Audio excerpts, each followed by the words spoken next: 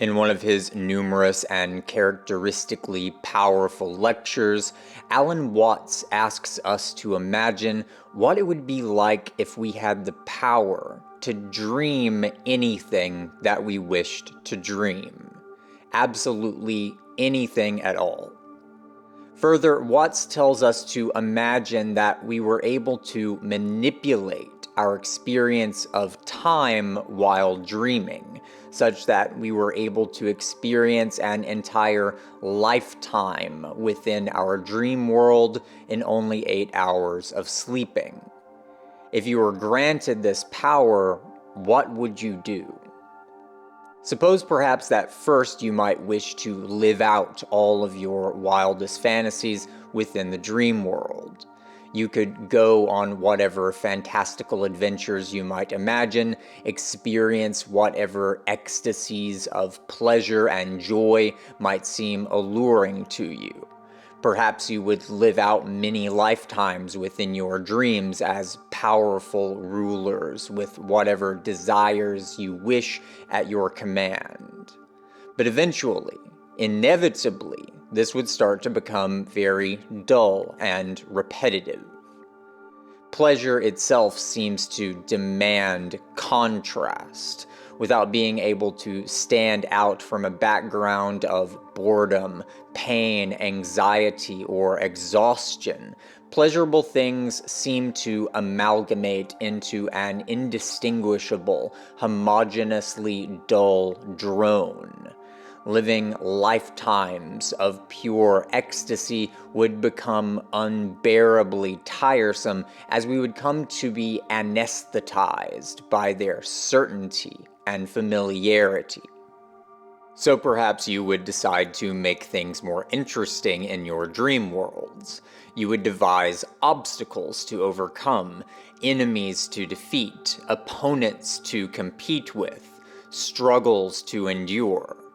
This would certainly serve to keep things interesting and engaging, and perhaps you would even begin to add an element of uncertainty so as to keep yourself engaged. Perhaps you would begin to forfeit some of your godlike powers over the dream world, such that you were no longer guaranteed to be victorious against the struggles which you devised. Perhaps you would even begin allowing the dream itself some freedom in what sorts of challenges it would face you with. The game would become ever more exciting, and eventually, perhaps, you would devise a particularly clever trick in order to amplify things ever further. You decide to dream that you're a person who does not know that he is dreaming. You choose to allow yourself to forget that the dream world is in fact a dream, to allow the dream world to become immensely, perhaps even terrifyingly real, such that the power of the experiences could be all the more intense, such that the wings of one's soul could come to feel themselves unfurling in an ever more liberating way, not in spite of fear, pain, uncertainty, and anxiety, but precisely through fear, pain, uncertainty, and anxiety. With each night, you would come to challenge yourself ever more, trying to see just how far out you might go, to see just what extremes of tragedy and beauty you are capable of living out.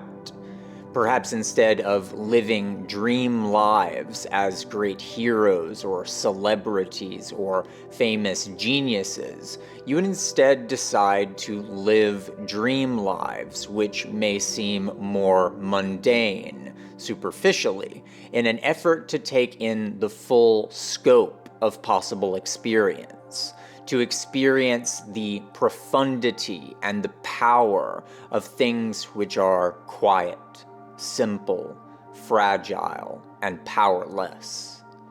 Eventually, were you to continue dreaming such dream lives each night, you would eventually, inevitably, find yourself right where you are now, listening to this recording of my voice on some strange technological apparatus called YouTube.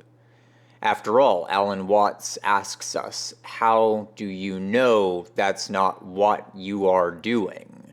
What else would you do, after all, if you were God? In following along with Watts' narrative, I think that we are doing much more than simply engaging in an interesting thought experiment. There is, I believe, something deeply and cosmically profound which Watts' journey of imagination points us towards, something deep within the very beating heart of our existence, within the core of what it is to be anything at all. Through Watts' narrative, we can begin to see this mysterious something, however dimly, flickering like a point of light upon a distant, misty horizon. But I think that we can bring this distant point of light into better focus. In this narrative, what exactly is it that compels the dreamer? What exactly is the dreamer reaching for, which not only necessitates, but actually demands pain, fear, uncertainty, and forgetting? It would seem that within us there is a kind of primordial will. But through Watts' narrative, we can see that this fundamental will has a very specific kind of structure. It is a will unto experience, of course, but within that very notion of a will unto experience, we can begin to unravel a very intricate metaphysical architecture. First, we should remember that at the very beginning of our journey, we found that endless euphoria simply doesn't cut it. Pure, undifferentiated bliss is essentially indistinguishable from unbearable boredom, and I don't think that this is simply a matter of the psychological makeup of the human animal. Being itself necessarily implies difference. It implies contrasts of this and that, of stillness and intensity. It implies a togetherness of things which are separated, differentiated. A total lack of such differentiation is nothingness. It is no thingness, as thingness necessarily implies contrasts. Within Indic philosophy, Brahman is regarded as the ultimate oneness of pure consciousness, which is said to underlie all of reality. It is everything and it is nothingness, pure feeling, pure potentiality. Brahman is sometimes described as Satchidananda, being, consciousness, and bliss. Pure blissfulness, we may thus conclude, is the starting point which underlies the possibility of a world coming to emerge from such undifferentiated oneness. If the primordial will of God were the will to bliss, then there would be no need for a world. At the beginning of Watts' story, when we imagined ourselves living dream lives of pure, blissful euphoria, we were imagining ourselves to be regressing back to such a state of undifferentiated oneness. The lack of differentiation resulted in a kind of anesthesia. After feeling nothing but pleasure for long enough that such pleasure could only contrast with itself, such feelings of pleasure came to be felt as essentially nothing at all. We felt the need to mix things up and make them more unpredictable, dangerous, and exciting, because the boredom which we felt was, metaphysically speaking, the lure of the abyssal oneness from which all things emerged, the anesthesia of deep, dreamless sleep.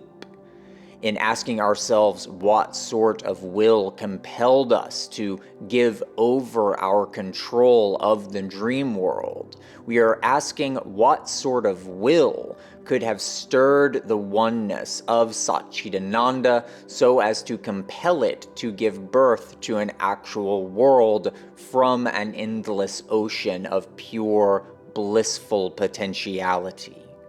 The first quality which we might notice here is that the will unto being necessarily implies a will to differentiation. Recall that as we strove to make our dream lives more enjoyable, we came to relinquish the godlike power which we commanded over the dream worlds. Insofar as we remained in total control of the dream worlds remained within our own consciousness. There was no real distinction between where our own feelings ended and the dreams began. Yet our inner will unto experience necessitated that we give up such boundless power, and thus necessitated that a separation was allowed to form between the consciousness of the dreamer and the world of the dream itself. This relinquishing of power and consequent division of subjectivity allowed for an intensification of experience. Indeed, it would seem that intensity is a very central feature of this will unto experience which we are attempting to bring into focus. But intensity alone does not seem specific enough to truly capture the driving impulse which is at work here. We are just as capable of experiencing intensities of pain and suffering as we are capable of experiencing intensities of ecstasy and joy. Indeed, our will unto experience did demand that we make room for the possibilities of agony and anxiety. But the inclusion of such negative feelings into our dream lives was always serving a purpose: to allow for the possibility of truly meaningful, powerful experiences, to allow for the possibility of the experience of what we might refer to simply as beauty. But here again, the word beauty might seem to fail us in certain ways, depending upon how we might conceptualize the notion. Within traditional Platonic metaphysics, beauty is understood to be a mirroring of the formal realm within the immanent, worldly realm. A statue of a human body, for example, is understood to be beautiful insofar as it approximates the eternal, transcendental form of the human body. The transcendental realm is understood to be a world of timeless perfection, and the immanent, corporeal world is understood to be a realm of fleeting, temporal imperfection. No statue of the human body, no matter how perfect, can ever truly be the timeless form of the human body, and therefore the beauty of such a statue can only ever be fleeting and approximate. Yet, if the ideal form in question is itself a possibility of experience, then this implies that the transcendental form of the will unto experience must itself necessitate an immanent world. The transcendental, eternal object that is the will unto experience must itself contain a necessitation of imperfection, of pain, of uncertainty, agony, temporality, and impurity. Therefore, if our will unto experience is a will unto beauty, we must understand beauty in a more nuanced way than the manner implied by the Platonic tradition. If we understand forms in the manner indicated by Alfred North Whitehead, as potentialities which are real insofar as they are able to participate in the structuring or patterning of the world's ever-ongoing self-generation, then we can begin to see beauty in a more nuanced manner. Beauty is, in a sense, the approximation of a transcendental form, but the form being approximated is itself the possibility of a certain kind of experience. Namely, experience in which differences and separations are unified through harmonization. The will to intensity necessitated by the will unto experience comes to generate differentiation, separation, uncertainty, chaos, and dissonance. Simultaneously, the will unto beauty, which is also necessitated by the will unto experience, drives reality towards the unification or harmonization of such differences. The one becomes many, and then the many become one and are increased by one.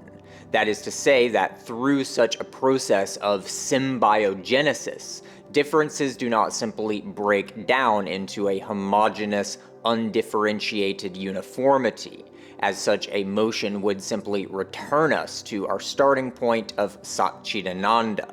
But rather, different entities maintain their separation even as they are unified into more complex totalities which are more than the sum of their parts. The many become one, and the oneness which is thereby achieved is something ontologically distinct from the parts which comprise that oneness. In his 1917 text, The Idea of the Holy, the German philosopher and theologian Rudolf Otto coined the term numinous in his efforts to conceptualize the nature of spiritual experience. Otto tells us that numinosity is an absolutely general and fundamental notion, such that the concept cannot simply be captured by defining it through the use of other terms. Nonetheless, Otto's work indicates that the experience of the numinous can be understood as consisting of many distinctive features.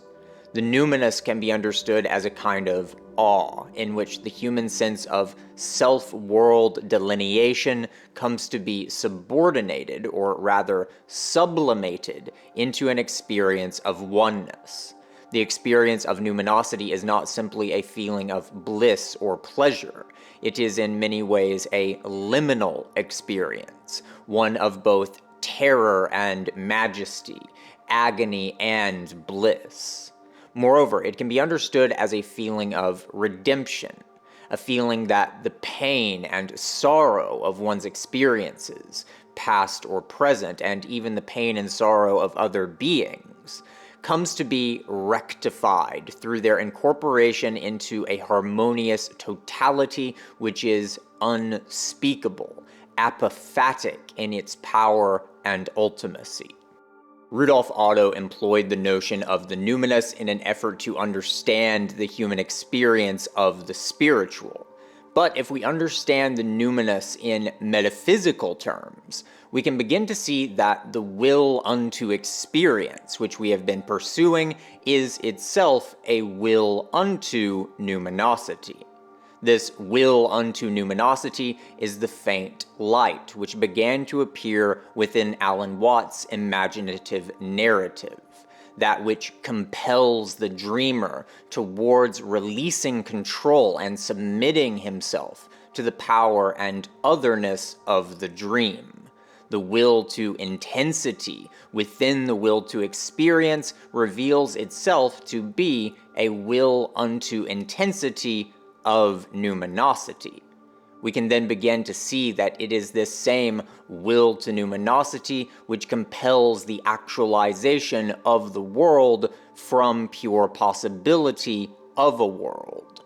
The form or potentiality for numinosity is that which stirs the formless oneness of Satchidananda so as to animate the processes of cosmogenesis.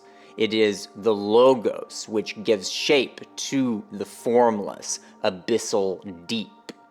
As will become clearer as we move forward, such a will to numinosity is, I believe, the only form which can actually compel the actualization of a world, as it is the only transcendental object which necessitates its own actualization through the generation of a world. There is a kind of inextricable, tragic beauty within this will and its implications, and yet it indicates a center of cosmogonic gravity, as it were, a fundamental guiding light which drives and gives shape to the unfolding of our reality. This inner light, this eternal logos, can be seen as the beating heart of all beings, an inner light which drives the perpetually ongoing self-generation of the world, and the self-generation of the living processes which constitute the world.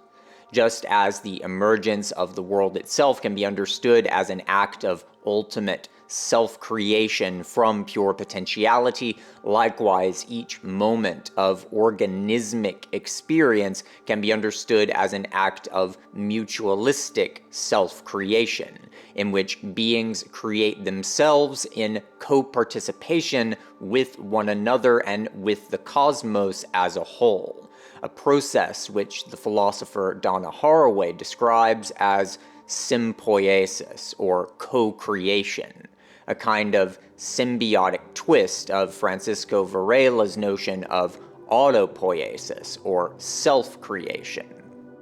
Moments of living experience create themselves and create one another, and then such moments of experience come to be incorporated into the past. Every droplet of actuality comes to be interwoven into the fathomless manifold of the cosmos as a whole, within which these droplets can then serve as the foundational canvas upon which novelty can be perpetually reborn, a cosmic memory or cosmic body, which is perpetually reborn through its contribution of itself into novel moments of actualization. The very possibility of existing within a world necessitates distinction, the separation of differentiated co-inhabitants of a world.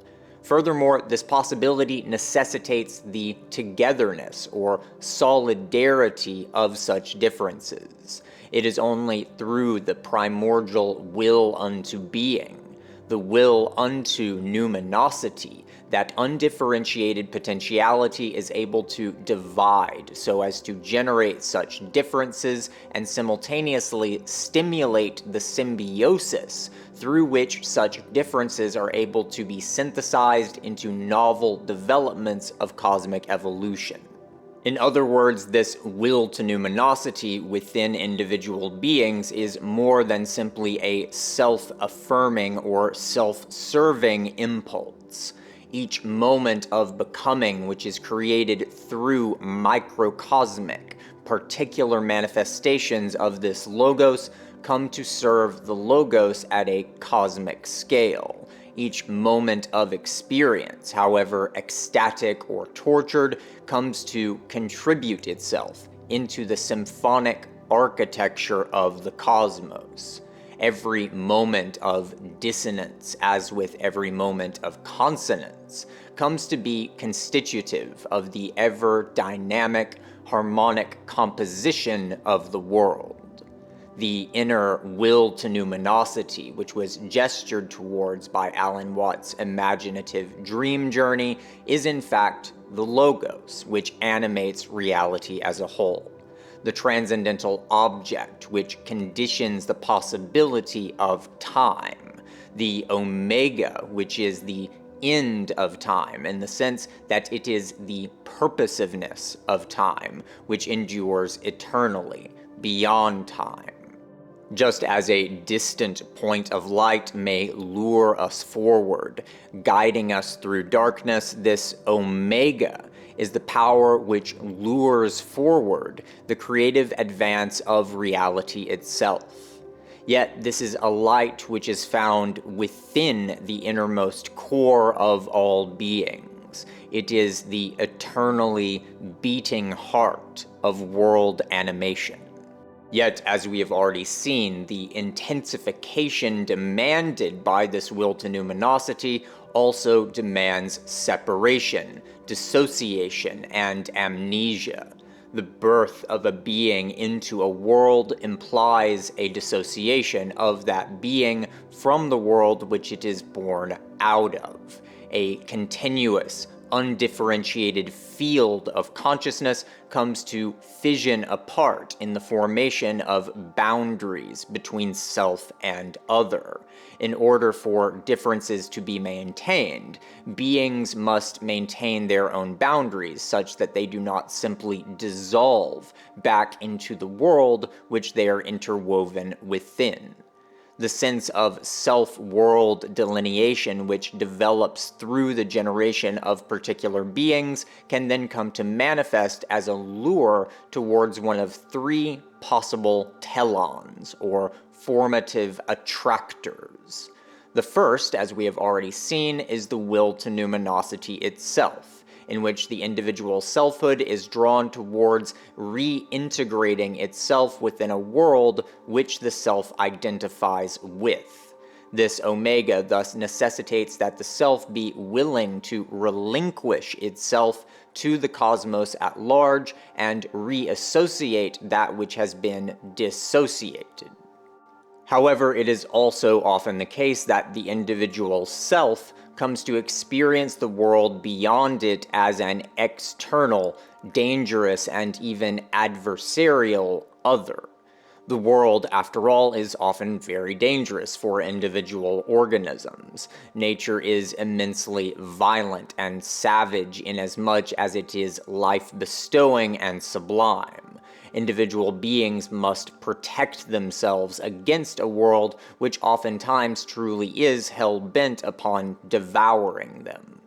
As this sense of self-world dissociation becomes more acute, the inner logos of self-world reintegration can come to be distorted and mutate into one of two possible counter-telons.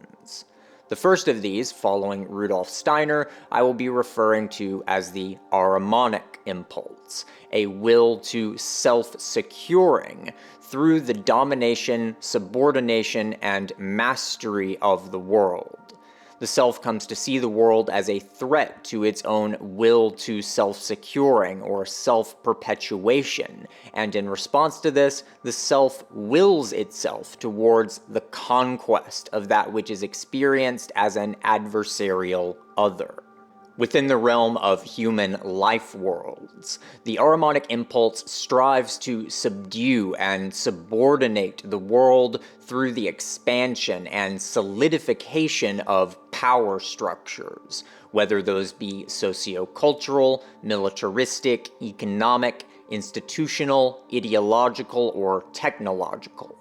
The Ahrimanic impulse strives towards growth and expansion at all costs, much like a cancer driven by a will to devour, which continues to grow and consume even as it destroys the body which its own existence depends upon. The Ahrimanic impulse is also oriented towards the creation and solidification of hierarchies. As the Ahrimanic impulse comes to shape human societies, it gives rise to pyramidal structures of authority, control, economic exploitation, and coercive domination. We can see such hierarchical manifestations in social stratifications, but we can also see it manifesting quite literally within the physical hierarchical structures of architectural motifs. Castles, citadels, cathedrals, spires, and towers. Perhaps ironically, this hierarchical disposition of the Ahrimanic impulse compels itself towards the dissolution of individual human selfhood, even though the impulse itself often originates from within the human self. As the activity of the Ahrimanic impulse comes to generate titanic institutional structures, such titans come to be driven by their own internal Ahrimanic imperatives of self-securing, expansion, and domination. Nation-states, empires, corporations, or religious institutions come to be driven by their own internal will to self-securing, which operates independently of and often in conflict with the will to self-securing of the individual human beings who are incorporated into the bodies of such institutional titans.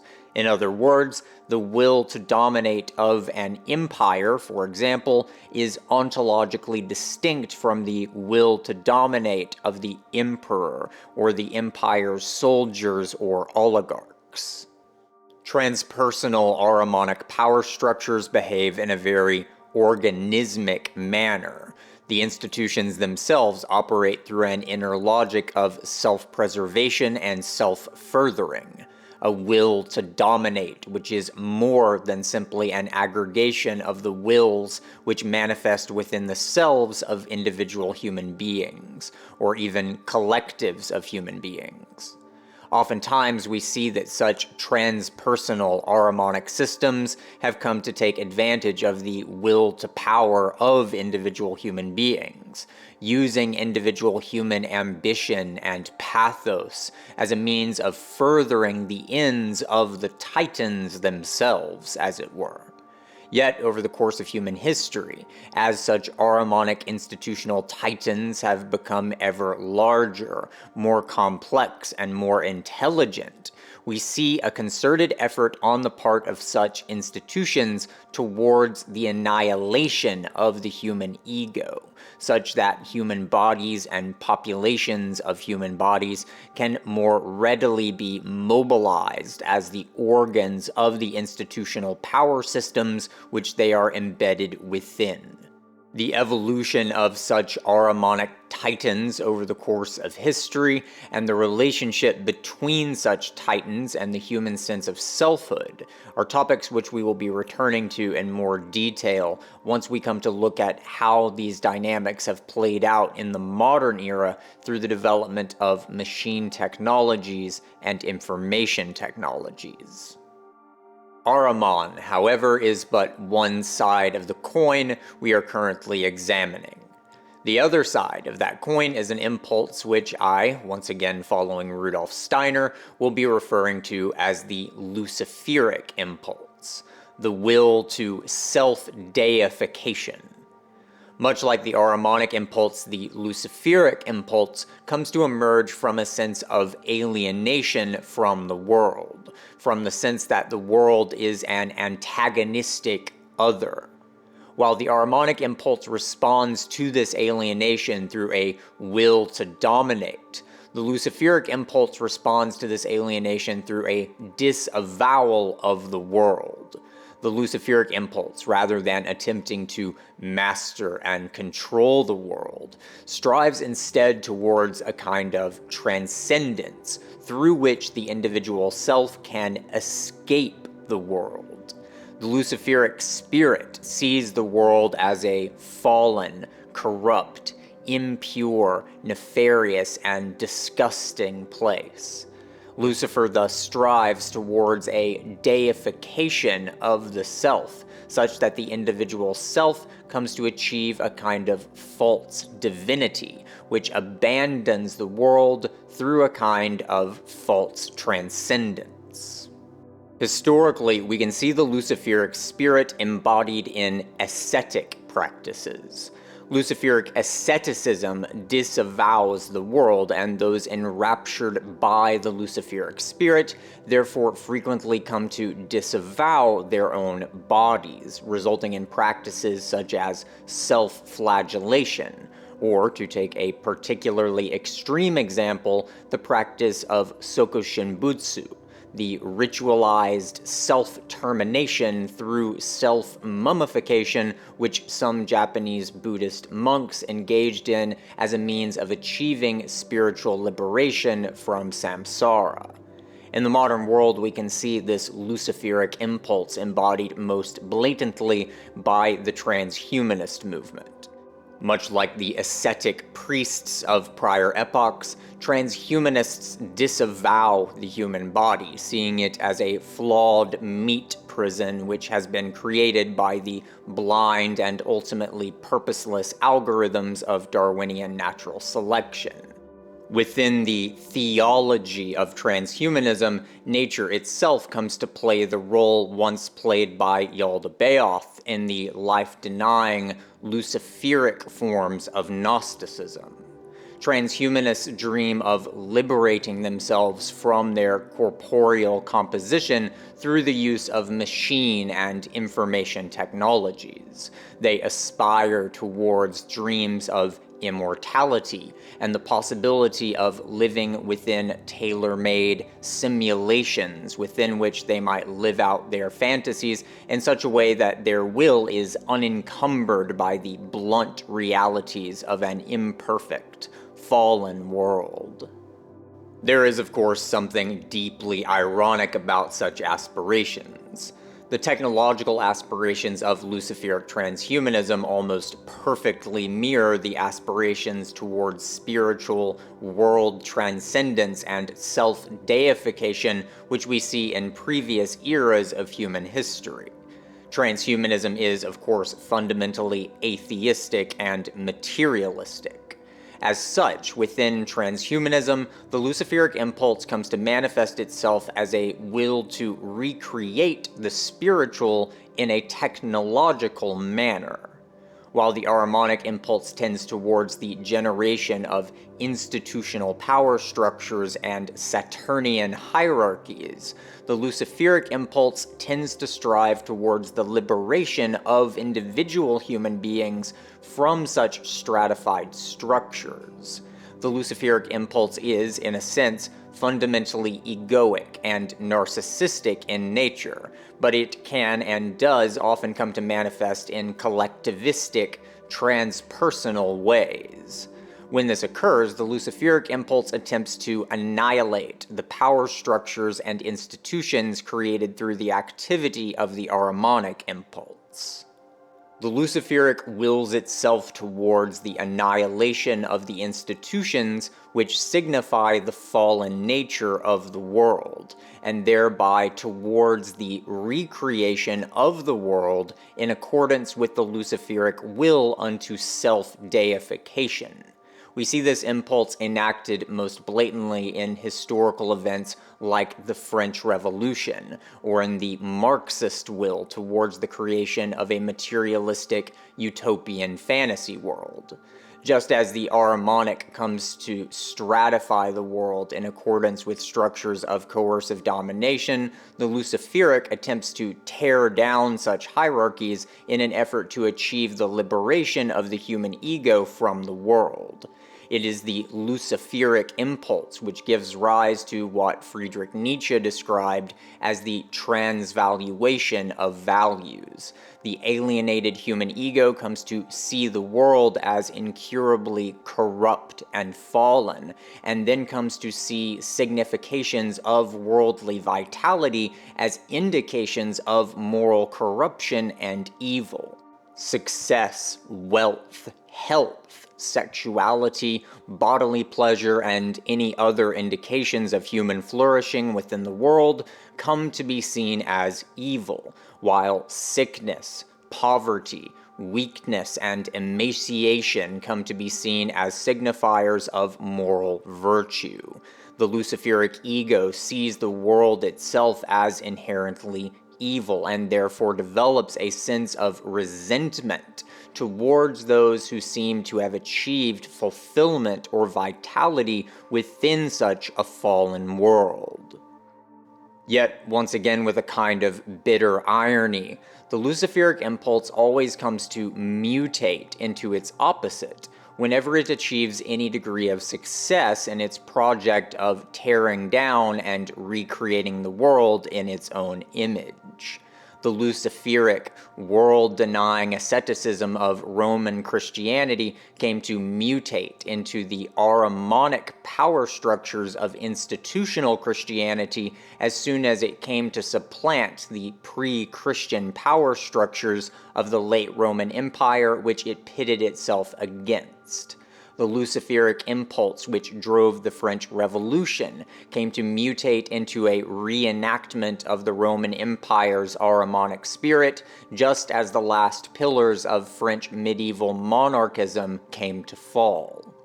Just as soon as the Russian and Chinese Marxist revolutions tore down the power structures of feudalism and financier capitalism, those revolutions came to recreate the Ahrimanic motifs of industrial world domination which characterized financier capitalism. The underlying logic of Ahrimanic power came to regenerate itself in an even more pathological way, only now with bright red flags which more clearly signified the ever-lingering spirit of Roman imperialism. As the Ahrimanic spirit comes to concretize into systems of institutionalized, coercive domination, it creates the conditions within which Luciferic world disavowal is able to germinate. Conversely, as the Luciferic spirit comes to burn down the societal structures which it opposes, it creates the conditions through which the Ahrimanic spirit is able to regenerate itself in an even more pathological and domineering way. As we look at the overall scope of human history, we can see a kind of pendulum swing, through which the Ahrimanic and Luciferic impulses come to germinate within one another and ultimately mutate into one another in a kind of cancerous, self-immolating dance of power and violence. This perpetually metamorphic interplay of the Ahrimanic and Luciferic is indicative of the underlying metaphysical structure which the two impulses are both manifestations of. Specifically, they are both enactments of a sense of self-world alienation.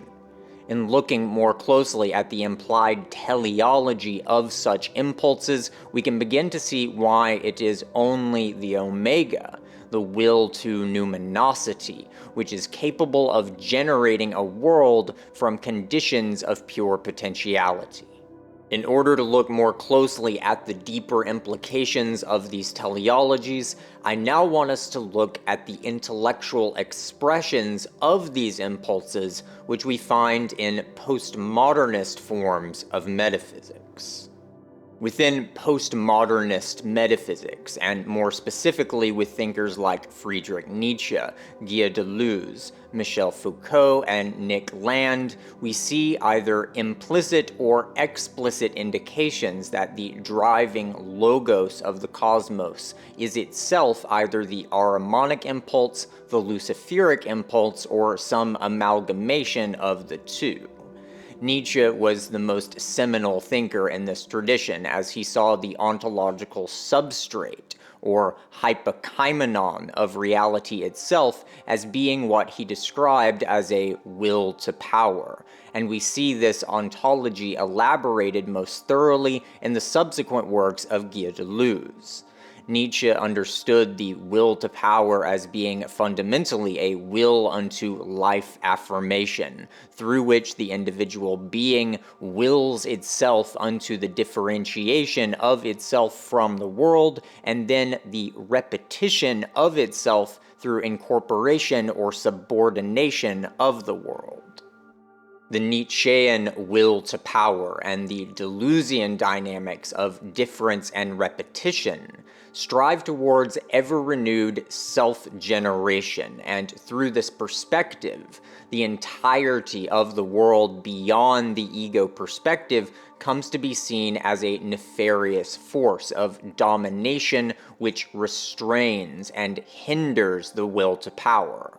Form, truth, morality, traditions, and even the ontological composition of the human self and human body all come to be seen as adversarial to the innermost driving force of the will to power, the will to self-generating self-affirmation.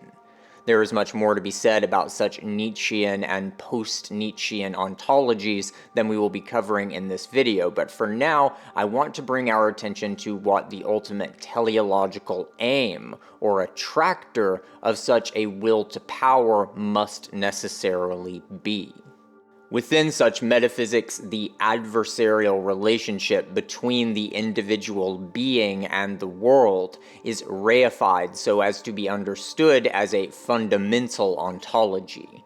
The Ahrimanic and Luciferic impulses, in other words, come to be understood as manifestations of an underlying impulse which is driven by the mutual negating of self and world, and this mutual negation is understood to be the fundamental nature of reality itself.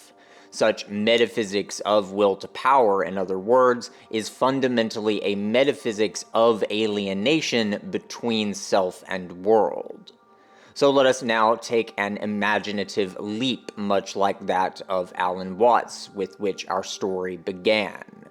Let us imagine what such a Nietzschean or Deleuzian will to power would ultimately achieve if its capabilities were completely boundless, if the world was unable to push back against the impulses of such a will to power, if the Ahrimanic or Luciferic impulses could dream whatever they wished to dream.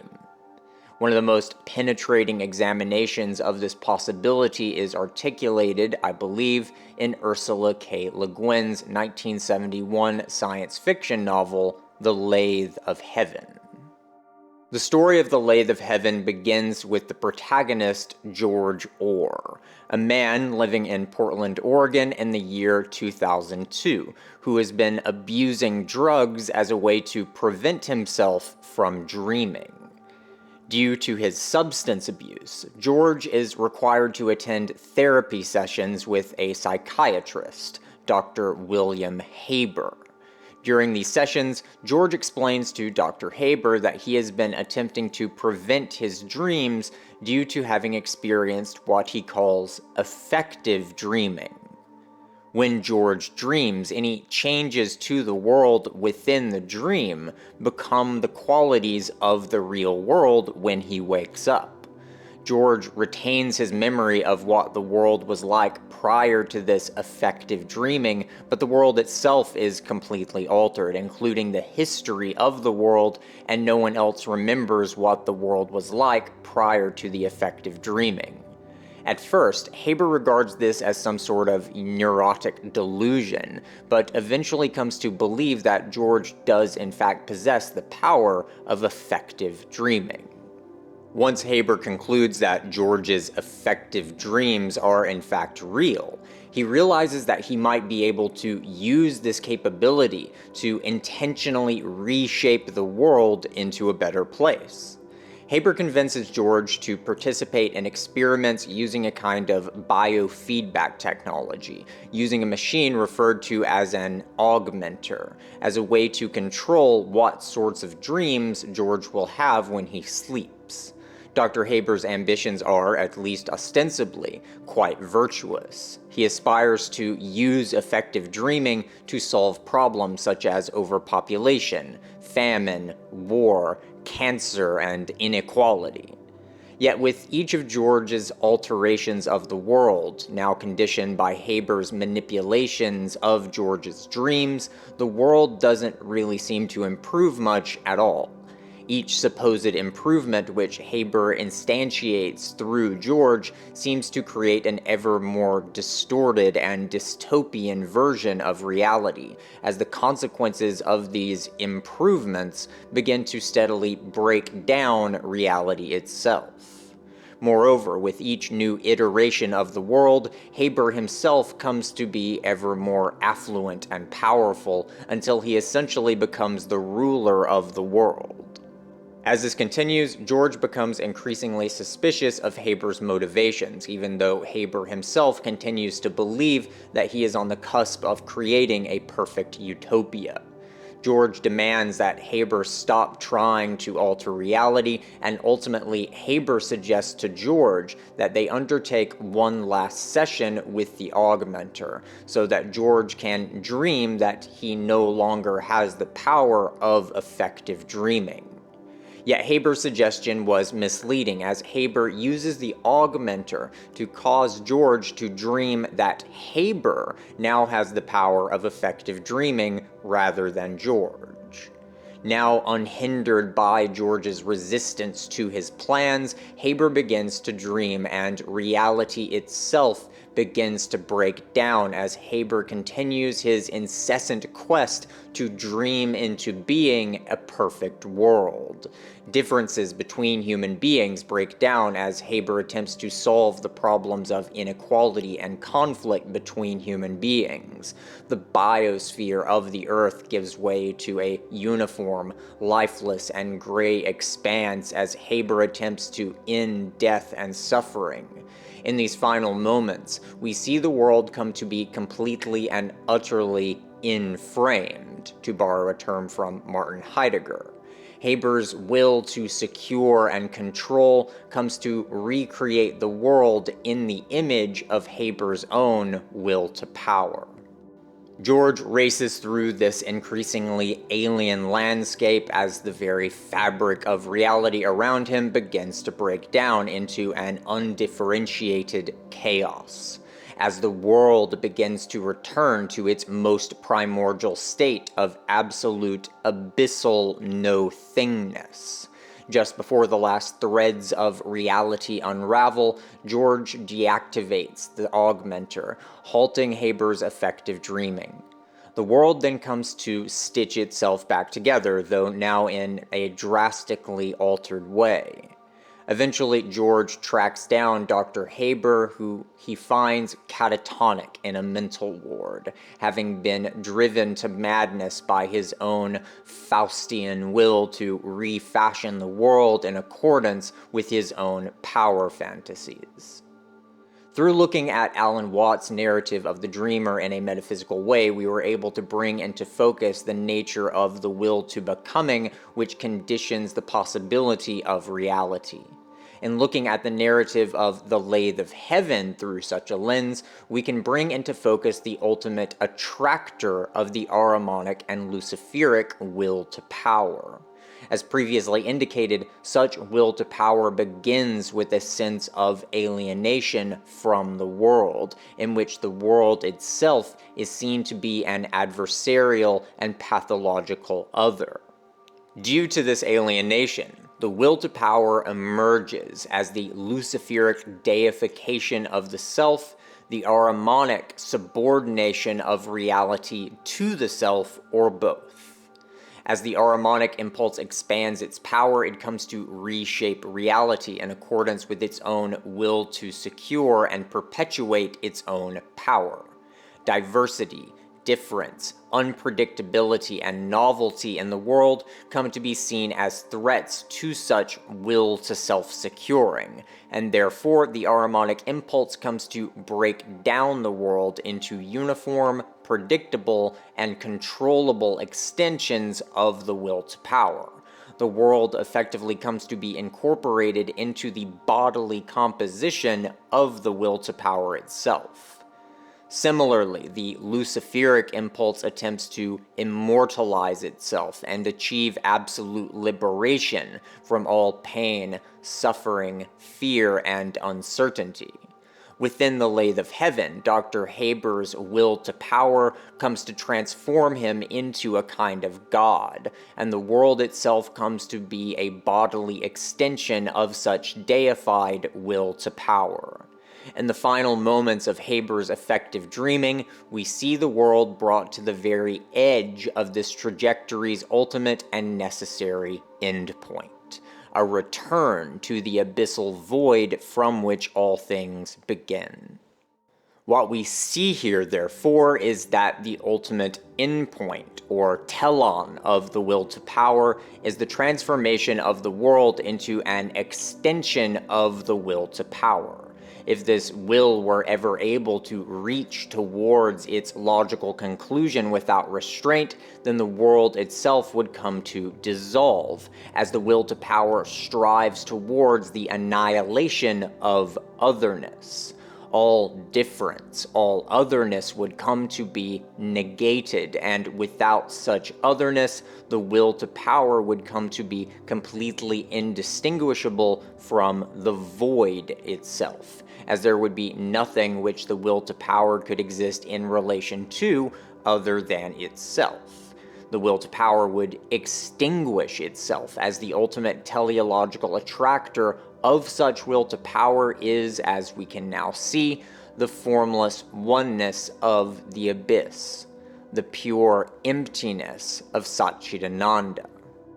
It is here that we can now begin to see more clearly the claim which I made earlier, that the Logos, which I have characterized as a will to numinosity, is the only form or transcendental object which is capable of stirring a world into being through the necessitation of its own actualization. Recall again how thinkers such as Nietzsche and Deleuze regarded the will to power as the ultimate, fundamental and underlying ontological impulse which animates the world. Having examined such will to power more carefully, we can now see why such an ontology must necessarily be incomplete. Such will to power cannot generate the animation of a world from pure, undifferentiated potentiality, because the ultimate aim of such will to power is precisely such a state of pure, undifferentiated potentiality, the abyssal womb of deep, dreamless sleep. If we begin with such a state of pure oneness, then the will to power cannot generate difference from such oneness, because the will to power is precisely an antagonistic response to such difference. Such a will cannot generate a world from the abyss, because in such an abyssal state, such a will to power is already at its ultimate destination. It would feel no need to go anywhere, as it were. The Luciferic and Ahrimanic impulses of will to power fundamentally strive towards the negation of otherness. Without any otherness to negate, such a will to power cannot arise at all, let alone begin to drive a process of cosmogenesis. The will to numinosity, on the other hand, is precisely a mutualistic affirmation of self through affirmation of other, and an affirmation of other through the affirmation of self. The self, driven by this cosmic logos, voluntarily sacrifices itself into the manifold of cosmic becoming so as to facilitate the continual renewal of life and the experiencing of possibilities within a harmonious tapestry in which differences are affirmed yet synthesized into a symbiotic totality.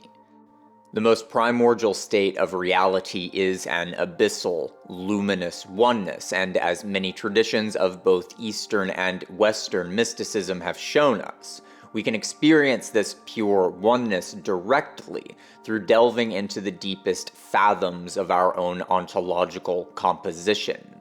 Yet, as we explored in previous videos, the seeming nothingness and emptiness of such a primordial state contains within it all possibilities, all possible patterns of becoming, all forms, all potentialities, all mathematical and transcendental objects reside within such formlessness. Within his 1929 magnum opus, Process and Reality, Alfred North Whitehead conceptualized God as being comprised of three fundamental aspects. The most readily understandable of these is what Whitehead referred to as the consequent nature of God. The consequent nature of God is the corporeal actuality of the world itself, understood as an ultimate harmonic synthesis of all actualizations. Every actual moment of experience comes to be incorporated into the consequent nature of God, as each moment of actualization comes to perish into the past and is thereby immortalized through its synthesis into the cosmic manifold of the consequent nature. The second aspect of God, according to Whitehead, is the primordial nature of God, which can be understood as an infinite and transcendental consciousness which consists of feelings of pure potentialities or forms themselves. If we understand the most primordial state of consciousness as being formlessness, and we likewise understand the world of forms, or anachronon, to reside within such formlessness, then we can see the abyssal state of pure potentiality which ontologically underlies the world as an undifferentiated amalgamation of two fundamental aspects. The first of these is what Whitehead refers to as the primordial nature of God, the feelings of transcendental possibilities, the primordial uncreated light of pure form. The second of these is the formlessness itself, the immanent potentiality of divine darkness. Within the most primeval state of reality, form and formlessness, light and darkness, order and chaos, transcendence and immanence, archetypal masculinity and femininity remain undivided. The formlessness of the abyss feels the possibilities of pure form which reside within it. The emergence of a cosmos from such a luminous deep requires that one feeling in particular come to act through such oneness. The feeling of the transcendental object, which is the Omega, the Logos, the form of the will to numinosity. Within Whitehead's process metaphysics, this ultimate transcendental object is referred to simply as creativity, the will to the generation of novelty through the creation of difference and synthesis of difference into novel instantiations of harmonic unity. The lure of this transcendental point of light comes to divide the waters of pure potentiality. The oneness of the abyss comes to sacrifice itself, as it were, in order to facilitate the birth of otherness. Here we can see that the Ahrimanic and Luciferic impulses are necessarily parasitic upon the Omega. Such parasitic impulses are, most essentially, a will to nothingness. As such, will to nothingness can only emerge within a world which has been created through the activity of a will to becoming. Becoming necessarily implies existence within a world, an existence alongside otherness, and it is only the will to numinosity which is able to generate otherness from the oneness of self-sameness. The entities which emerge from this division then come to reiterate the primordial act of self-sacrificial cosmogonic creativity. Within each being is a striving towards differentiation and self-repetition, but this self-creative striving is itself driven towards the contribution of that which is created unto the cosmic symphony which all entities are creative co-participants within and co-constituents of. Every particular moment of sympoietic creativity is a reenactment of primordial cosmogony, and this isomorphism between the ultimate and the particular gestures us towards what the ultimate trajectory of cosmogenesis itself must be. If the ultimate, final endpoint or attractor of the will to power is a return to the abyss, then what might the ultimate attractor be for the will to numinosity. As previously indicated, this cosmic logos is ultimately a will to experience, and this telos can be understood as a will to intensity of harmoniousness. It is an intensity of differences which are mutually intensifying through their co-participation within unifying formative compositions. This omega necessitates novelty, change, and even chaos, and it likewise necessitates creative agency and freedom. Recall again how in Alan Watts' narrative, the dreamer came to give up his godlike control over the dream world in order to facilitate the creation of more intensely beautiful experiences. The initial division of the luminous deep can be understood as an act of self-sacrifice, but also as an act of absolutely unrestrained creative freedom, an act which was self-determinative in the most ultimate sense, that the state of primeval oneness was driven by nothing other than its own fundamental attributes towards the creation of otherness, and thus to the birth of the cosmos. To some degree, every creative act of every organic process reiterates this initial creative decision. Distributions of potentiality collapse so as to give rise to determinate actualities, and such actualized moments of creative decision perish into the past so as to be incorporated into the cosmic whole. Yet, in contrast to the boundless self-determination of God, such creative freedom is significantly more restrained for individual entities. Living systems are limited by their bodily composition and by their inheritance of the past. The creative advance of cosmic evolution and the evolution of biological life forms is therefore typically a very gradual process in which individual decisions, however minute in themselves, compound and synergize with one another so as to generate the natural world we see around us. If we look at the overall trajectory of cosmic and biological evolution, then, what we can see is the gradual intensification of creative freedom through processes of differentiation and symbiotic complexification, a process which has come to culminate in the emergence of human beings. As we have seen in previous videos, specifically in regards to the works of Arthur M. Young and Teilhard de Chardin, human beings come to occupy a unique position of truly cosmic significance among the other forms of life which constitute our reality. The human psyche is not just a more complex or powerful instantiation of the cognitive or neurological processes found among other complex life forms. What makes us unique is not simply that we have bigger brains or more cognitive horsepower.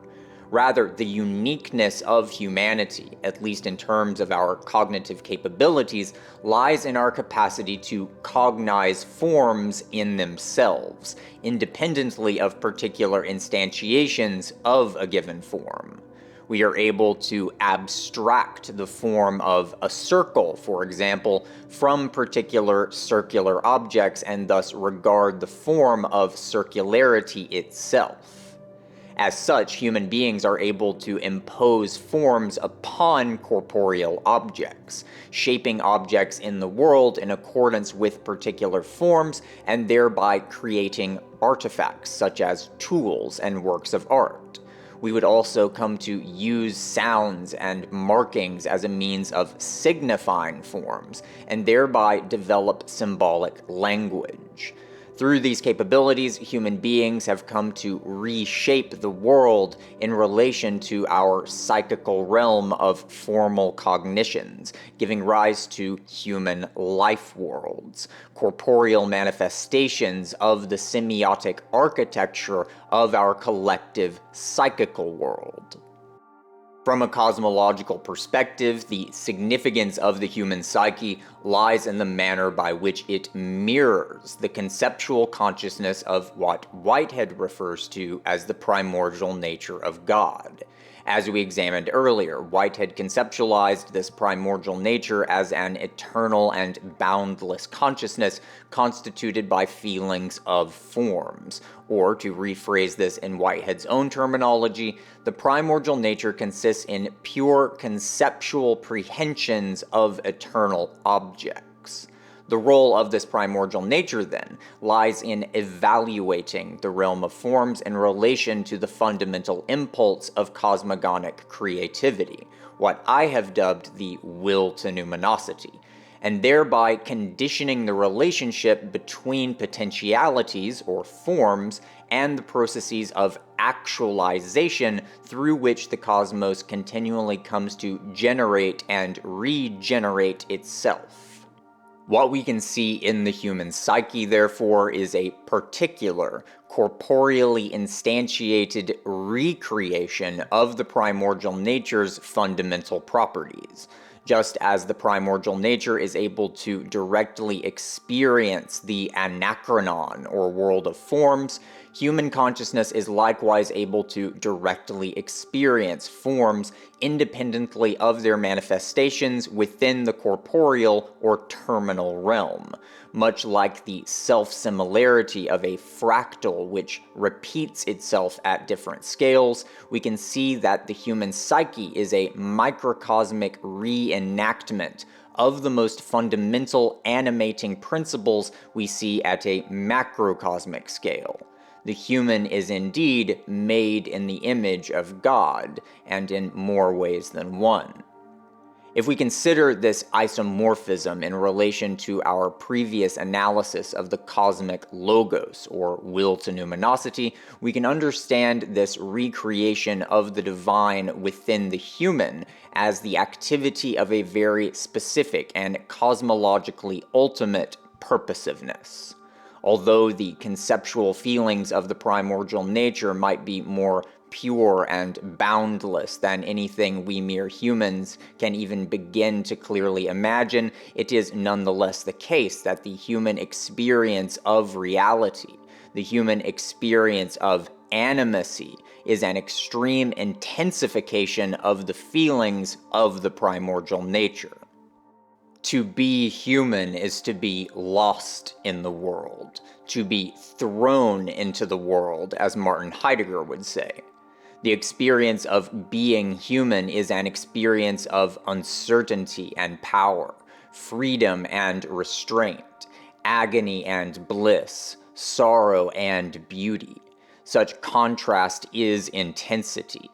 And it is the striving towards the harmonization of intensity, towards the intensification of animacy, that has necessitated the birth of the human by our cosmos.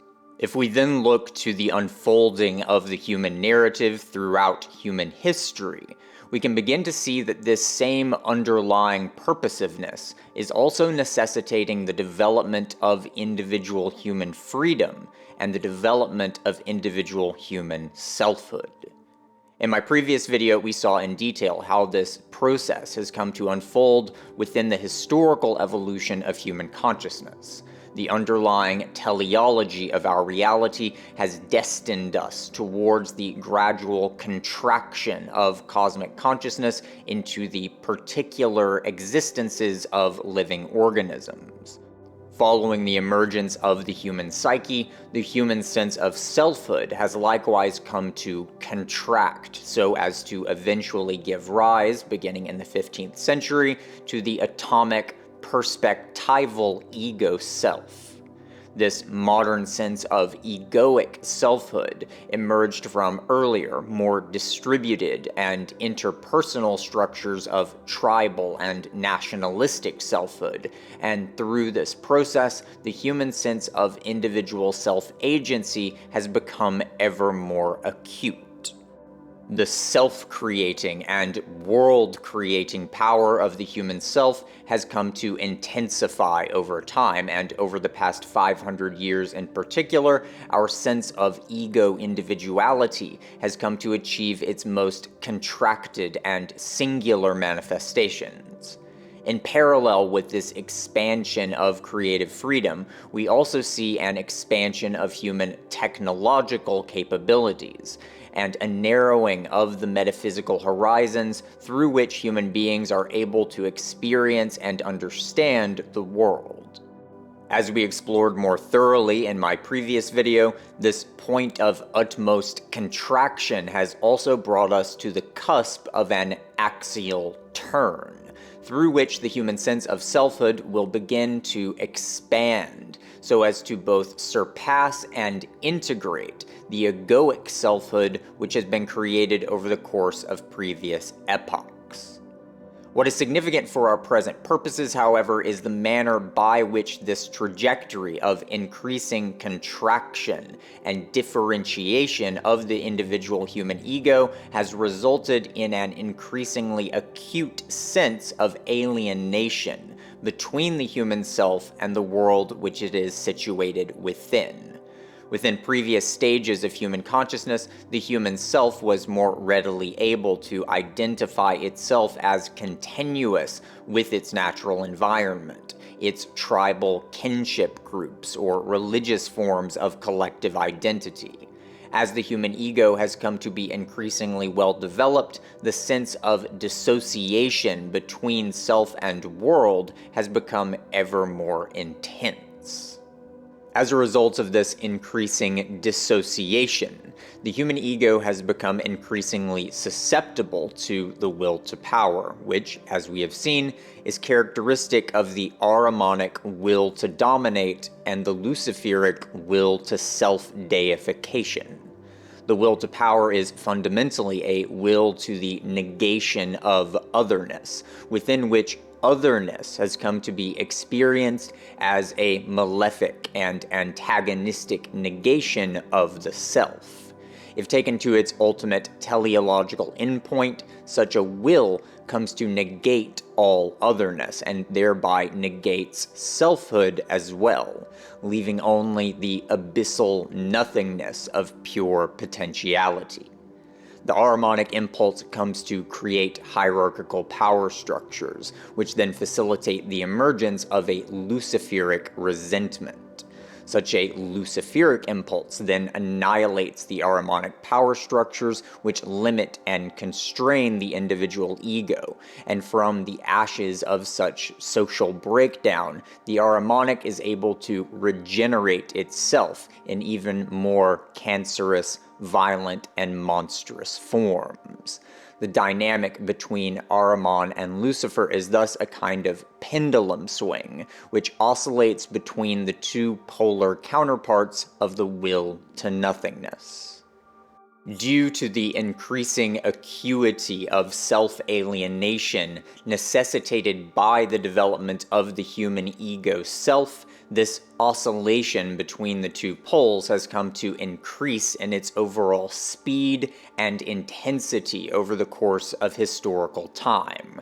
The Ahrimanic phases of historical development are becoming ever more Ahrimanic, while the Luciferic phases are becoming ever more Luciferic, and moreover, the frequency of such phase transitions is itself increasing. As we look to the trajectory which passes through the modern epoch and into the coming future, we can see that the low, thunderous hum of the Ahrimanic and Luciferic impulses is coming to intensify so as to become a deafening, piercing scream.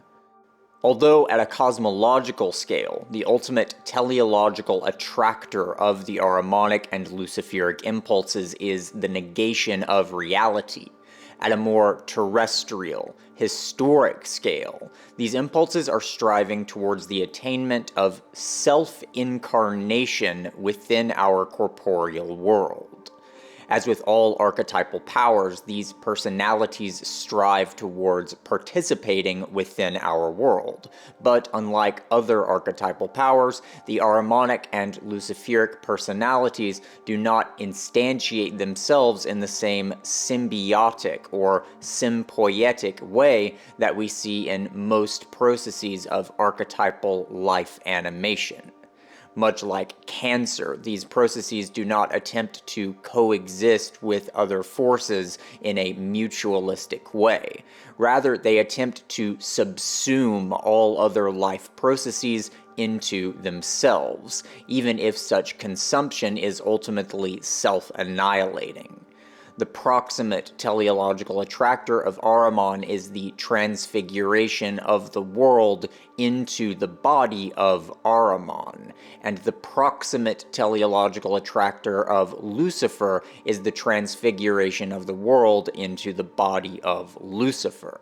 These impulses are, in a sense, perverse parodies or inversions of the teleological trajectory which is destined by the cosmic logos. Within the mythos of medieval alchemy, it is said that the philosopher's stone transforms lead into gold, and likewise the cosmic logos strives towards transmuting the world into the corporeal body of the cosmic logos. Whereas the Logos enacts this purpose through the affirmation of otherness, through the integration of living beings and life processes into its own being. The Ahrimanic and Luciferic impulses enact this striving towards corporealization through the annihilation of otherness, through the dismemberment, disintegration, and digestion of the world. Although this is a narrative which could easily encompass all of recorded human history and even prehistory, we can begin to understand the overall shape of this narrative by looking at the manner through which these impulses have come to shape the development of history over the course of the modern epoch. For now, we can begin our story by looking to the developments which occurred during the Italian Renaissance, a time period which is particularly significant, as we saw in our previous video, as this time period saw the initial development of the perspectival structure of human consciousness, the point of greatest contraction within the unfolding of the human. It was during the Italian Renaissance that modern banking practices came to develop and to rise to power as significant institutional structures which would come to rival and eventually surpass the powers wielded by nation-states and empires. The development of modern banking practices would pave the way for the development of financier capitalism, which would fuel the development of colonialism and imperialism, which characterized the Age of Sail. Through these transformations in economic dynamics, the mercantile financier class would rise to power. The ideas of liberal democracy and republicanism would be used as an ideological vehicle through which the rising financier class would begin to seize power from the more traditional power structures of absolute monarchy and the feudal aristocracy. Here again, we can see a Luciferic impulse towards the annihilation of older social institutions, ultimately serving to pave the way for the development of more thoroughly Ahrimanic social institutions.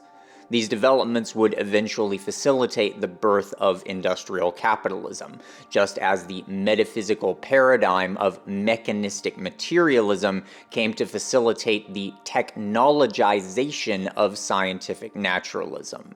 During the 19th and early 20th centuries, financier techno-capitalism would come to almost entirely dethrone the old guards of the social and political institutions which persisted as vestiges of the pre-modern world.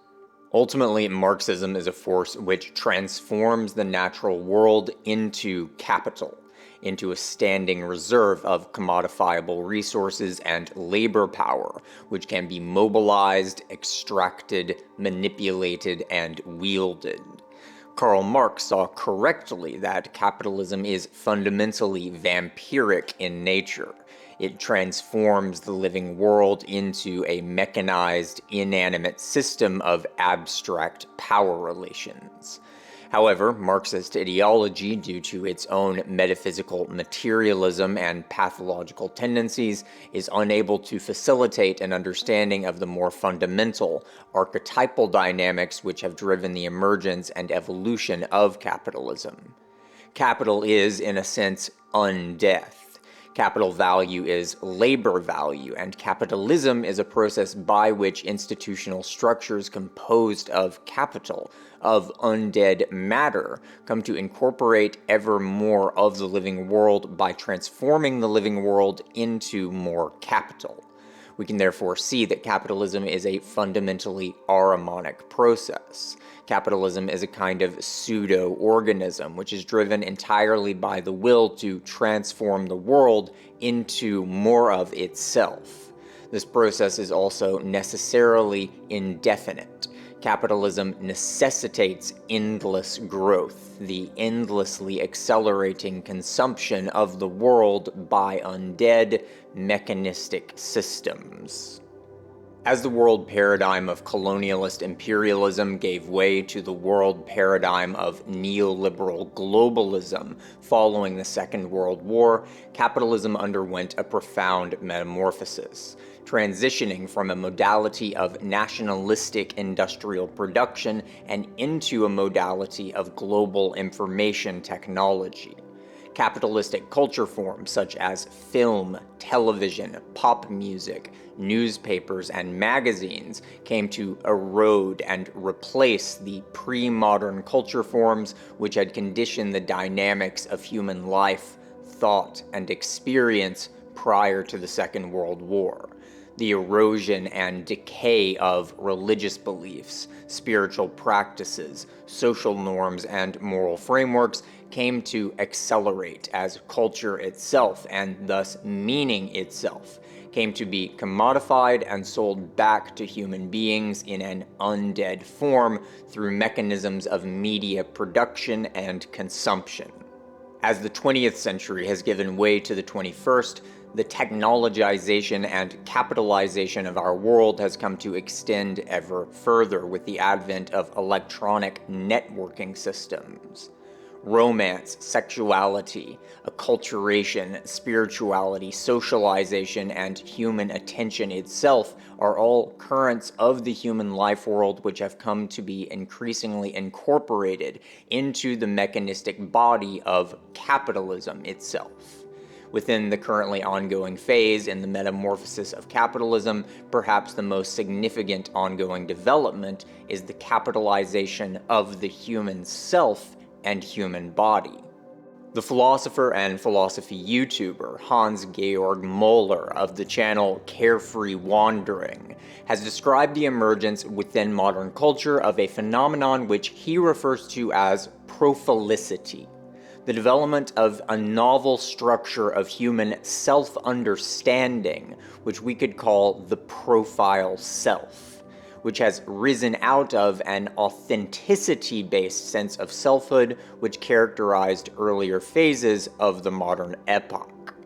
By looking at this transition, I think we can bring into focus the broader scope of the manner by which human beings are coming to be metaphysically disfigured within the current phase of evolution of the capitalist life world, or rather the capitalist undeath world. The authenticity self developed over several centuries following the emergence of perspectival consciousness during the 15th century, and came to culminate, I would argue, within certain forms of existentialist philosophy during the 20th century. The authenticity self is understood in terms of a unique sense of individuality. The self is understood in contrast with social norms, expectations, trends, or other such forces which are experienced as constraining the freedom of the authentic self and its will to self-expression or self-creation. Within some philosophical expressions of authenticity selfhood, we see an indication of an ontologically substantial, innermost soul or essence of the human being, which is regarded as the true self. While in other expressions, such as that of Jean-Paul Sartre, the human self is conceptualized as a kind of fundamental indeterminacy, which is characterized by a freedom which ontologically precedes form or essence. Existence precedes essence, as Sartre would say. In either case, the notion of an authenticity towards an innermost core of the human individual comes to play a central role in negotiating the relationship between self and world. Being oneself is a being true to oneself in such a manner that the self is conceptualized in a discrete, individualistic manner. With the rise of information technologies and, most crucially, social media technologies, the authenticity self has come to give way to the profile self.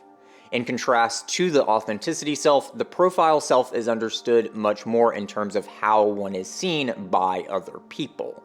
The notion of a true selfhood, which lies beneath one's performative presentations, comes to be abandoned, and instead, the self comes to be understood as being identical with what, in Jungian terms, we might call the persona. Within this presently developing conception of profile selfhood, human beings come to experience their own selfhood as being identical with the constructions which are presented to or performed for other human beings within an ecosystem of profile interactions. Through this supplanting of the authenticity self by the profile self, the human sense of selfhood comes to be entirely mediated by social media technologies. Due to the mediating role of social media technologies, the attention which we direct towards our profile constructs and towards how those constructs are perceived by others comes to be commodified and technologized. The phenomenological constitution of the human self-experience thus comes to be transfigured into undead capital, in the exact same manner that the living body of the earth comes to be extracted and incorporated into the life body of the capitalist pseudo-organism. As a direct extension of the development of the profile self, we are beginning to see the emergence of a parallel process by which the human body is coming to be seen as an extension of the profile self. A person is largely able to mold and remold their social media profiles at will, but the physical human body is of course much more resistant to being molded in this way. Nevertheless, as the profile self increasingly comes to be understood as the only self, with no true or authentic self underlying it, the body comes to be seen in an adversarial manner. The human ego comes to believe it is no more than what it is seen as by other human beings, and the discomfort resulting from this belief comes to compel the human being towards attempting to exercise complete and precise control over their own profile self, such that they are able to then experience themselves as being what they wish to experience themselves as being. The human body thus comes to be seen as the ultimate barrier to such self-construction. We do not choose our bodies, and therefore the body can come to be experienced as an external other, which dictates how we are seen by others in a way that lies outside of the control of the person's will to self-construction. This tendency has already begun to give rise to an industry of physiological self-remaking, within which the human body itself is coming to be commodified and sold back to us as a product of medical technologies. We have already begun to see indications of just how grotesque the extremes of this trajectory might prove to be, but this is a process which has only just begun. As medical technologies come to develop develop further their capacity to assist the human persona in its quest to remake the body in accordance with perverse power fantasies, we will, in all likelihood, see this tendency come to manifest in increasingly morbid and dehumanizing ways in the near future. If we look at the overall shape of this trajectory, we can now see that the developmental phases of colonialism, industrial capitalism, consumer capitalism, and finally information capitalism have been processes through which the Ahrimanic spirit has come to create for itself a corporeal, pseudo-organismic body. Colonialism and industrial capitalism came to create the metabolic, physiological body of Ahriman. Electrical technologies and media technologies have created the ethological nervous system of Ahriman, and now the development of information technologies is giving rise to the psychical body of Ahriman. What we now find ourselves within is essentially the digestive system of a titanic, undead, and self-metamorphic labyrinth, one which has carefully designed itself so as to alienate human beings from the natural world, to alienate human beings from one another, and ultimately to recreate human populations, human bodies, and human minds as organs of the labyrinth itself. Human life worlds have been gradually and meticulously digested, disintegrated, and reincorporated into the labyrinth. As technology allows this process to operate at an ever more granular scale and in ever more precisely controlled ways, the labyrinth is now beginning to digest individual human minds and bodies. The body of Ahriman is a labyrinth in the sense that it has carefully designed itself so as to confuse and disorient human beings, and to separate human beings from one another. The labyrinth is constantly shifting its own structure such that those who have been born within its digestive system are unable to discern its nature, unable to comprehend its true scale and its ultimate reason for being. Ultimately, the labyrinth exists for one reason. It is the will to control, to dominate, and to devour. One of the most consistent and fundamental ways in which the labyrinth operates is by destroying living systems and replacing them with organs of its own mechanical structure. One of the most striking and pathological ways in which this tendency has come to manifest is in the breakdown and recreation of human familial and social interrelations. In even the earliest beginnings of the Industrial Revolution, the embryonic labyrinth began to disintegrate human communities and resituate human beings within regimented disciplinary structures.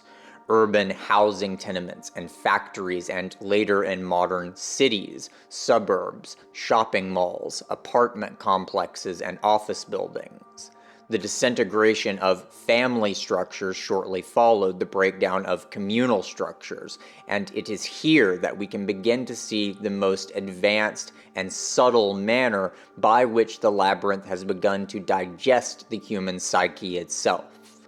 One of the most fundamental structures of human existence, which we have examined in much more detail previously, is the human individuation process. It is through this process that the individual human identity comes to be developed, and a durable sense of human selfhood comes to form, which can then be reintegrated as an effective member of interpersonal social systems such as families and communities. The role of family and community in this process cannot be overstated. Healthy human individuation involves the negotiation of interpersonal relationships between an individual and its mother, father, siblings, peers, rivals, and role models. Through the breakdown of familial and communal structures, the processes which normally facilitate the individuation of human beings have come to disintegrate. Increasingly, it is technology which has come to replace the roles which are normally performed by family and community. rather than immediate connection with other human beings within the natural environment. Children's interaction with the world around them is coming to be increasingly mediated by information technologies. Perhaps the most nefarious manifestation of this process has been the process by which living, breathing human mothers have been herded into offices, clinics, and factories, and their role within the lives of their children has been replaced by entertainment technologies. The individuation process always necessarily begins with a separation from the mother. Through such separation, the human psyche is forced to encounter the unfamiliar, to contend with fears and anxieties, and to develop a sense of selfhood which is independent of the mother. Due to the increasingly technological nature of children's development, information technologies themselves have come to essentially replace the role of the mother for many developing human minds. The safety and security which are normally associated with the mother are now provided by video games, social media applications, tablet screens, and other such devices. Unlike one's biological mother, these screens have an insatiable desire for the child's constant attention, a complete inversion of the natural state of affairs. The child has a source of endless comfort, safety, fantasy, and stimulation which the child has no reason to individuate from because the screens never have to leave to go to work. The screens never become exhausted or bored or sleepy or sick. If this attachment between the child's mind and information technology is never severed by intervention from parents or circumstances, then it is very likely the child will maintain this dependency well into adolescence and even adulthood. Although there are innumerable pathologies which can and do come to develop from such dependencies, what is most significant for our current purposes is the manner in which these dependencies come to arrest the development of the human ego. Without becoming separated from the technological surrogate mother, the child psyche is never forced to achieve a sense of separate individuality and self-efficacy. The body comes to develop into adolescence and into adulthood, but the mind remains in a perpetually infantile state, nurtured by the simulated womb of the technological fantasy world. This erosion of the human ego is immensely significant within the context of the narrative which I am attempting to trace out here, because this dissolution of the human ego then facilitates the substitution of the human ego self by the technologized and commodified profile self. As the Ahrimanic spirit continues to grow its labyrinthine body around us, the nervous system of Ahriman is also coming to serve as the ground from which the Luciferic spirit is likewise beginning to create its corporeal body.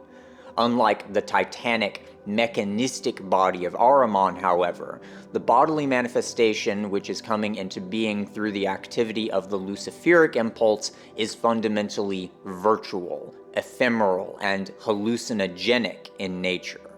Whereas the Ahrimanic impulse is oriented towards the domination and digestion of reality, the Luciferic impulse is oriented towards the transcendence of reality through deification of the human self.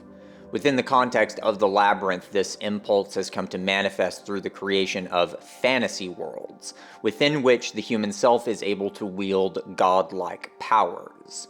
Some of the most rudimentary manifestations of this trajectory can already be seen in our day-to-day lives.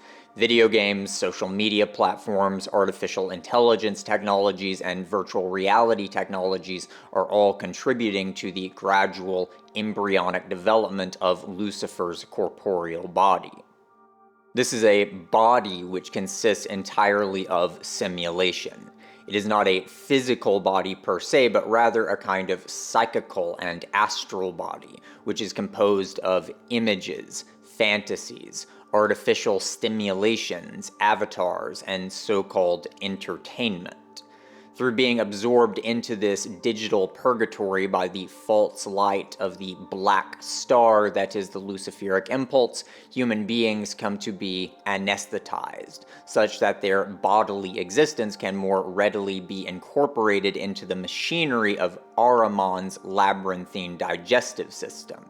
As the body of Ahriman comes to further unworld the human life world, and thus further alienates human beings from their reality, the Luciferic purgatory comes to be seen as an ever more appealing escape route from a fallen, imperfect earth.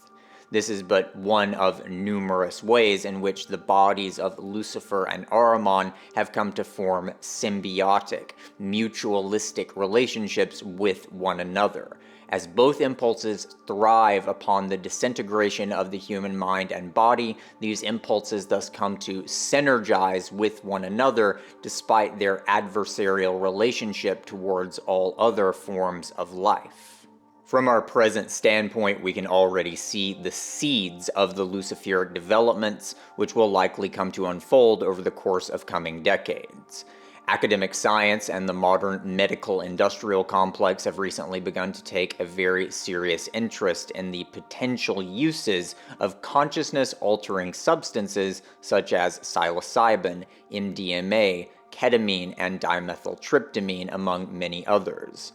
Substances which until very recently were largely considered taboo within academic and clinical cultures.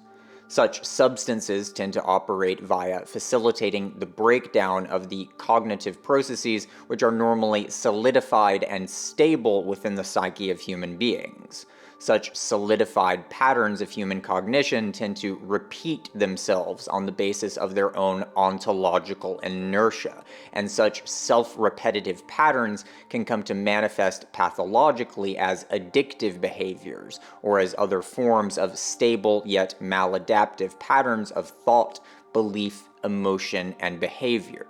Such rigidified psychical patterns also condition the manner by which the human mind filters out thoughts or feelings which the mind has come to regard as irrelevant. Psychedelic substances tend to function by softening such rigidified patterns and thus act to increase the plasticity of the human psyche. Psychedelic substances can allow us to vividly experience the world in ways that are normally unavailable to us by destabilizing the processes which desensitize us to certain aspects of our experience. Such increased plasticity can also allow the human psyche to more readily recondition itself, to disrupt and discontinue patterns which are maladaptive or pathological. The plasticity facilitated by such substances, however, also brings with it an immense potential for abuse and manipulation, which is often overlooked by those who proselytize the potential benefits of such substances. Rendering a person more psychically plastic can certainly allow a person's psyche to reconcretize in healthier ways, but it can also allow the human psyche to be reconfigured in much more nefarious ways as well. It is a very real possibility, I believe, that psychedelic substances could be used in attempts to further disfigure human minds such that they are more acclimated to their place within the capitalist hell world. As the medical industrial organs of Ahriman come to increasingly employ such substances in efforts to improve the so-called mental health of human beings, what we will begin to see, I suspect, is an increasing tendency by which such substances will be used in conjunction with psychotherapeutic practices to further facilitate the disintegration of the human ego. The human ego is potentially quite problematic when seen from the perspective of Ahrimanic institutional systems. The human ego does not like to be a nameless drone strapped into a cubicle.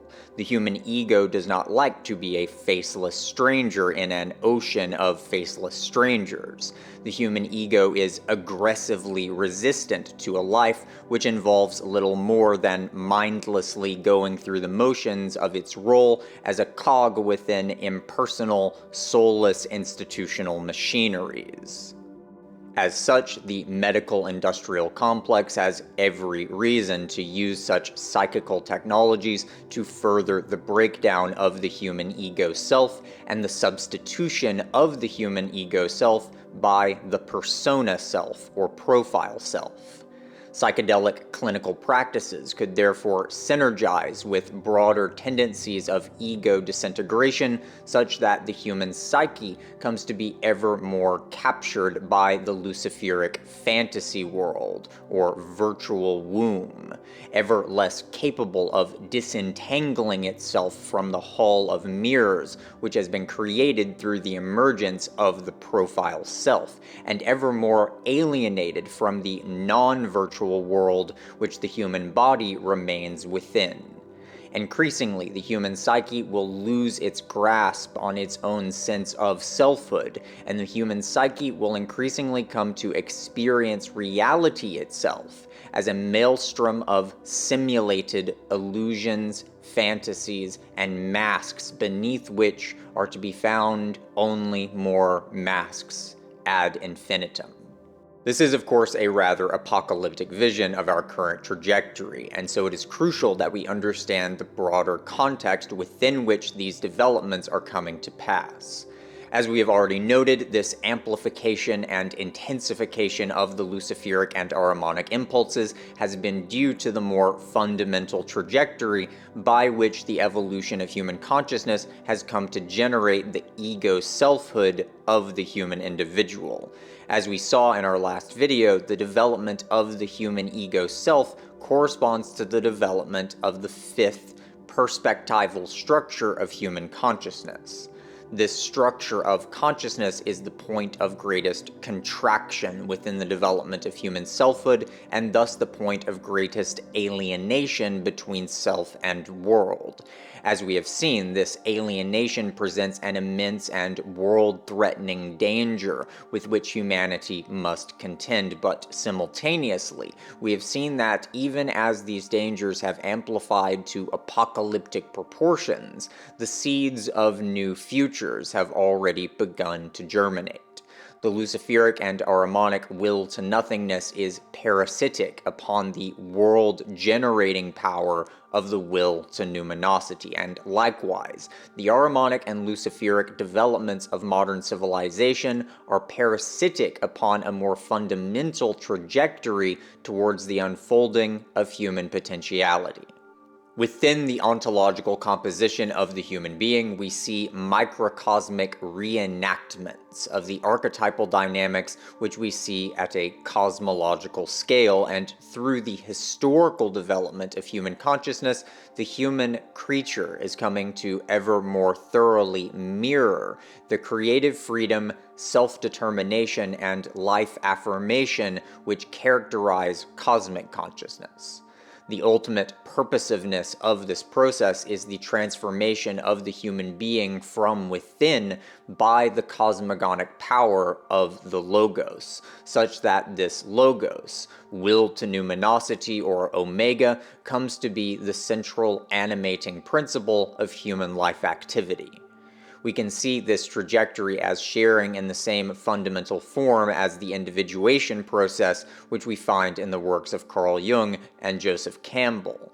Individual self-consciousness comes to separate from cosmic consciousness, and through this journey of separation, the individual consciousness, which is thereby created, comes to recreate within itself the properties of the supra-consciousness which the individual initially separated from. Following this process of self-generation, the human self then comes to be reintegrated once more into the cosmos at large. The one becomes many, and then the many become one and are increased by one. This cyclical pattern repeats itself throughout cosmic evolution, throughout the history of biological evolution, throughout human history, throughout individual human lives, and throughout successions of individual human lives. As this pattern has reiterated itself, the cosmos comes ever more closely to approach its ultimate attractor. the creation of an individual selfhood, which is a particular, experiential, and intensified manifestation of the universal, transcendental, and world-generating power, which is the Logos itself. Within our cosmos, we can see that the beings which are tasked with the project of actualizing this purpose are human beings, and that the focal point of this cosmological drama is the planet Earth. As the bandwidth of human freedom increases through the development of the human self and the refinement of human technological capabilities, the human comes to be an ever more accessible vehicle through which the more pathological forces of our reality might come to instantiate their wills within our world. Yet simultaneously, the development of human freedom represents an intensification of our potential to facilitate the rebirth within ourselves of the inner light, which is the ultimate purposiveness of human existence, and the ultimate purposiveness of reality itself. Academic, materialistic ideology would have us believe that we are no more than a contingent product of blind, meaningless algorithmic processes of natural selection, that we are simply computational software systems operating through gelatinous neurophysiological hardware, that our Earth is but some far-flung rock among innumerable others, which was birthed into being by the random fluctuations of broiling astrophysical chaos. Within scientific dogma, these notions are encompassed by a more general conception which is often referred to as the Copernican principle. The presumption that we are not unique, that our place in the cosmos is not unique. This presumption is believed to guard scientific inquiry against the dangers of anthropocentric biases, biases which are said to arise from our tendency towards overestimating the significance of human existence, or even the epistemological fidelity of the human mind in general. If you have followed along with the narrative of this video, and especially if you have followed along with the overall understanding of the world, which I have attempted to elucidate through this channel, then you will be able to see why I believe that the Copernican principle itself is a failure to take seriously the centrality of human existence within the journey that is our world. Accepting the Copernican principle or any other premises of mechanistic materialism is a refusal to utilize the faculties of human cognition which are actually capable of revealing the inner nature of the world. The Copernican principle is a blindfold, and one which has already come to outlive its usefulness. All separation necessitates the symbiotic reintegration of ever more complex totalities. Beneath the Ahrimanic labyrinth and beneath the Luciferic virtual womb, human beings are creating the conditions necessary for the realization of what Teilhard de Chardin referred to as the noosphere, the integration of individual human minds and social systems with one another and with the biosphere as a whole, such that these separate organisms come to be constitutive organs of the Earth's psychical body. Chardin tells us that the sphericality of the Earth is of utmost significance with regards to this destiny.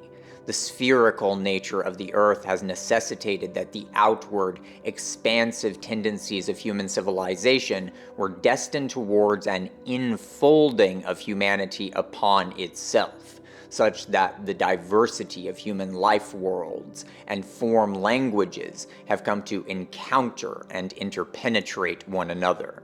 This cross-pollination of human form languages is itself of immense significance with regards to the emergence of integral consciousness, which is currently undergoing the initial stages of its embryonic development, and the interweaving of human cultures is coming to condition the possibility of human social forms, which will be harmonized by teleological imperatives, rather than simply by homogeneity, conformity, coercive exploitation, or violence power.